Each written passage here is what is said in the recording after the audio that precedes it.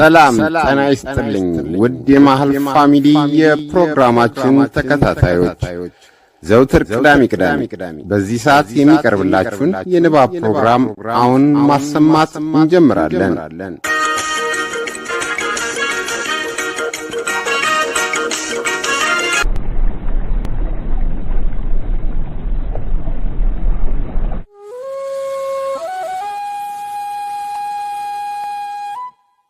ጣምራ ጦር ደራሲ ገበየሁ አየለ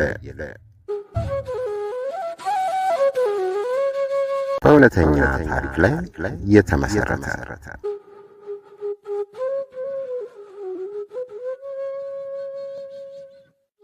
አንባቢ አብዱቄ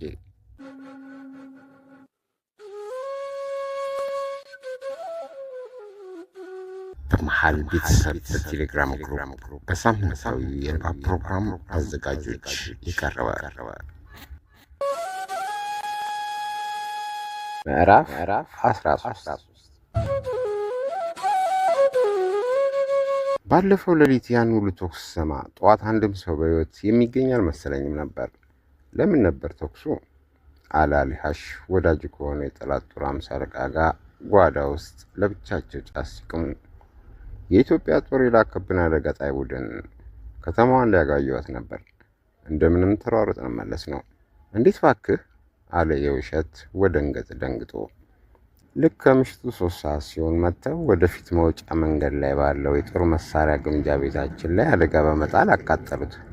ያንን ስንከላከል በጎን አሳብረው ወደ ከተማይቱ መሃል ገቡ። እነሱን ለማስወጣት ነበር ተኩሱ። አሊያስ ይህንን ሲሰማ ድርጊቱን በከተማይቱ ዙሪያ አደጋ እንዲጥል በተመደበው ቡድናቸው የተፈጸመ መሆኑን ተረዳ።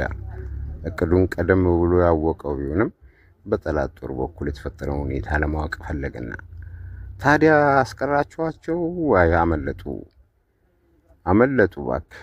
ለከተማይቱና ለአካባቢው ጥበቃ ኃላፊ የነበረው ሻለቃና ወታደሮቹ ታስረዋል። መሆን አለበት፣ መታሰር አለባቸው።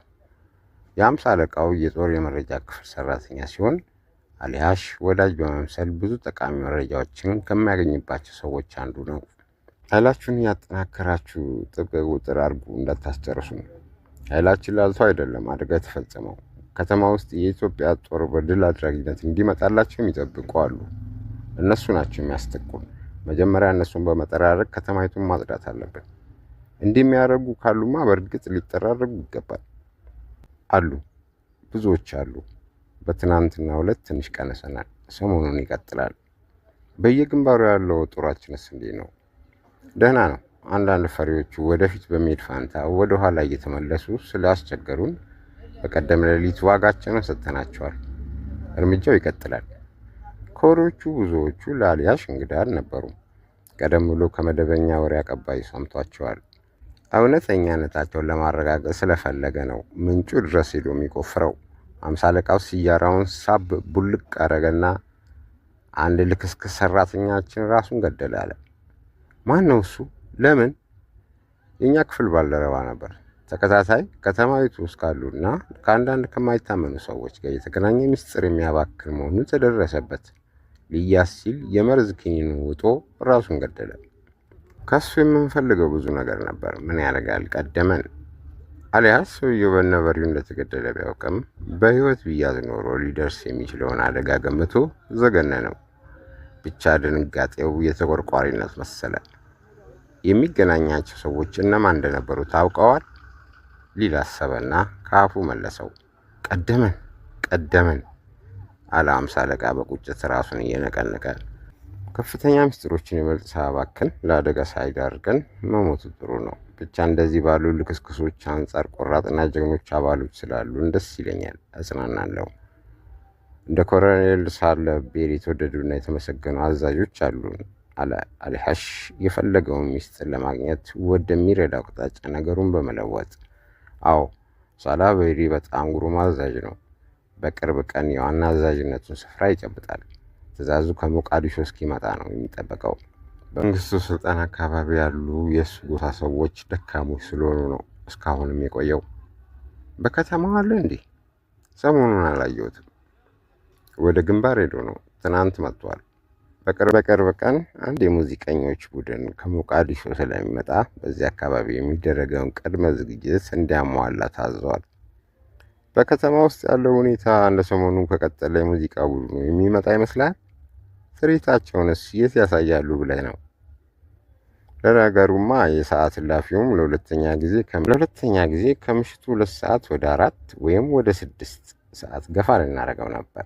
የሚቀጥሉትን 2 ቀናት አይተን ሁኔታው ከተሻሻለ ባይሆን እስከ 4 ሰዓት ገፋ እናደርገዋለን።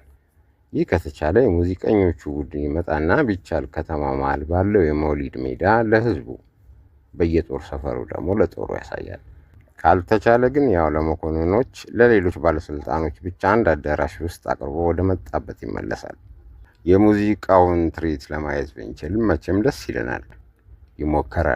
እንሞክራለን አለ በባለስልጣን አነጋገር። ህዝቡ እስከ ዛሬ እንዳደረገው ሁሉ በጉልበት ስራ ይተባበራል። ያው ዱርበናችሁ ማለት ነጋሪታችሁን ስትጎስሙት ወጥተን እንሰራለን አለ አሊሃሽ ሳቅ እያለ። ዱርበን ወይም ነጋሪት ከተማው መሃል ረጅም ማማ ላይ የተሰቀለ ታምቡር መሳይ ከበሮ ነው። ይህ ከበሮ ወይም ነጋሪት ከአርብ በቀር በየዕለቱ ከሌሊቱ 11 ሰዓት ላይ ይጎሰማል። ያኔ አቅሙ ለስራ የደረሰ ማንኛውም ሰው ይወጣና በቀጠና ኃላፊዎች አማካይነት እየተሰለፈ ለልዩ ልዩ የጉልበት ስራዎች ይሰማራል። ድንጋይ ሲሸከም፣ መሬት ሲቆፍር፣ ቆሻሻ ሲጠርግና ሲያግዝ እስከ ጠዋቱ 1 ሰዓት ድረስ ይቆያል። በተለይ ቀደም ብሎ ለሌላ ስራ አገልግሎት ተከምሮ የነበረውን ብሎኬት ጠላት የገበያ አዳራሽ እሰራበታለሁ ብሎ ወደ አስጀመረው ስፍራ ለማጓጓዝ ህዝቡ በከፍተኛ ጉልበት ስራ ተጠምዶ ያረፍድ ነበር። ብሎኬቱ ካለበት አዳራሽ እስከሚሰራበት ስፍራ ድረስ ህዝቡ ጎን ለጎን ይሰለፋል። ከቦታው ርቀትና ከሰው ብዛት የተነሳ አንዱ ጫፍ ቆሞ ሌላውን ለማየት አይቻልም። በዚህ ሁኔታ ሰው ባለበት ቆሞ ድንጋይ በመቀባበል ብቻ የሚፈለግበት ስፍራ ያደርስ ነበር። ያለ በቂ ምክንያት ለስራ ያልወጣ ሰው ገንዘብ ወይም በእስራት ይቀጣል። አየህ ክቡር ሃምሳ አለቃ አለ አሊሃሽ ሻዩን እየቀዳለት። አየህ፣ እውነተኛ ወዳጆቻችሁን ከአስመሳዮች በጥንቃቄ ለይታችሁ ማወቅ አለባችሁ። እናንተን መስለው የተጠጓችሁ ብዙ ተንኮለኞች ካሉ መጋለጥና መመንጠራችሁ እርግጥ ነው። እኔ እንኳን ይህን ያነሳሁት ለኃያሉ ጦራችንና በግልም ለአንተ ለወንድሜ በማሰብ ነው። ከዚህም ሌላ የማውቀውን ክፉ ነገር የማሳወቅ ኃላፊነት አለብኝ። የማውቀውን መግለጽ የኔ ኃላፊነት፣ ተገቢውን እርምጃ መውሰድ የእናንተ የባለስልጣኖች ፋንታ ነው። ምን የምታውቀው ነገር አለ? ያን ሼህ መሐመድ አህመድን ምን ያህል ታውቀዋለህ? ሼህ መሐመድ እንዳንተው ረዳታችን ወዳጃችን መሆኑን ነው የማውቀው። አይኖቹን በሰፊው ከፈተና አየው። አሊሃሽ እየሳቀና ራሱን እየነቀነቀ አይመስለኝም፣ በደንብ አታውቀውም። እኔ የምታውቀኝ በሱ ደረጃ ከሆነ ባልታወቅ ይሻለኛል። ዘመዶችን ጠይቃለሁ እያለ አስፈላጊው መረጃ ሁሉ ከዚህ ወስዶ ለኢትዮጵያ ጦር እያቀበለ ነው የሚመጣው። ትንሽ የካርታ ትምህርት ስላለው የኛ ጦር ያለበትና የድርጅታችን ማከማቻ ስፍራዎችን ሁሉ እነሱ በሚሰጡት ካርታ ላይ ምልክት እያደረገላቸው አይደለ እንዴ በአውሮፕላን የሚደበድቡን?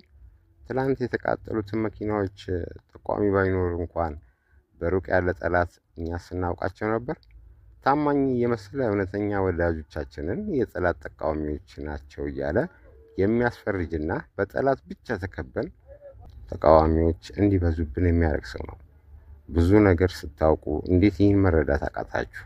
እጆቹን በብስጭት እያወራጨ በጉንጮ የሞላው እንጨት ማኘኩ አቁሞ በጥሞና ሲያዳምጠው ቆየና ነው አለ ሃምሳ አለቃ። ልመልሰው ለማንችለው አደጋ ተጋልጠን ሲቆጨ እንዳይኖር ብዬ ነው አለ አሊሃሽ ንግግሩን ጫን አድርጎ። ሃምሳ አለቃው የያዘውን የጫት እንጨት እየሰነጣጠረ ትንሽ ሲያስብ ቆየና በዛሬው ሌሊት ዋጋውን እሰጠዋለሁ አለ ለመሄድ እየተነሳ። ሼህ መሐመድ አህመድ የጠላት ጦር ታማኝ ወዳጅ ነው። ነፃነት ፈላጊ የሆኑ ብዙ ሰዎችን እየጠቆመ አሳስሯል፣ አስገድሏል። አሊሃሽ የሰውየውን ድርጊት ሲከታተል ከቆየ በኋላ የእነሱም የቅርብ ቀን ጠላት እንደሚሆን ገመታል። በመሆኑም ሳይቀድማቸው በቡድናቸው አባላት ላይ አደጋ ሳያደርስ የሚጠፋበትን ወጥመድ በየአቅጣጫው ማስቀመጡ አስፈላጊ መሆኑን ተረዳ። ለዚህ ነው ከሚያምነው ጦር ጋር በማቃቃር እሾህም በእሾህ ለማውጣት የተነሳው።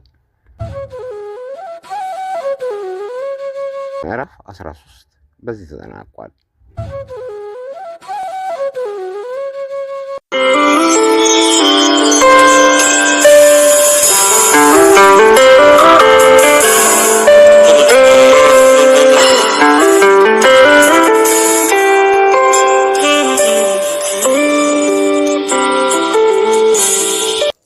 የዛሬው የንባብ ክፍል በዚህ ተጠናቋል። በሚቀጥለው ሳምንት በሌላ ክፍል እስከምንገናኝ መልካም ሳምንት። ሰላም፣ እድገት፣ ብልጽግና ለሀገራችን። እምዬ ኢትዮጵያ ለዘላለም ትኑር።